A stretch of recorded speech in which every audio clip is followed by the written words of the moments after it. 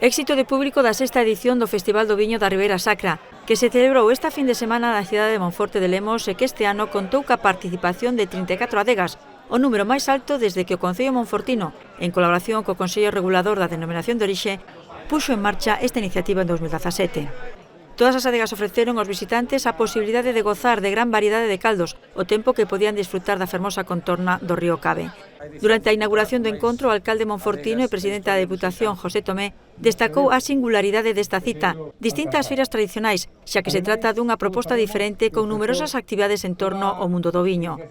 Tomé Roca, que estivo acompañado por unha ampla representación institucional, valorou que o sector vinícola sexa na actualidade unha peza clave na economía da comarca. Ademais, subliñou o feito de que esta mostra estea formada por adegueiros e adegueiras que representan as distintas subzonas da denominación, algo no que tamén incidiu o pregoeiro, Antonio Lombardía, presidente do Consello Regulador, quen fixo un repaso pola historia do viño da Ribeira Sacra. José Tomé, que dixo que este festival se encadra no turismo de experiencias familiar e de calidade tan demandado na actualidade, lembrou que esta cita é o colofón das magníficas feiras do viño que se celebran na comarca e afirmou que seguirán a sumar esforzos a prol do obxectivo común, a posta en valor dos seus viños.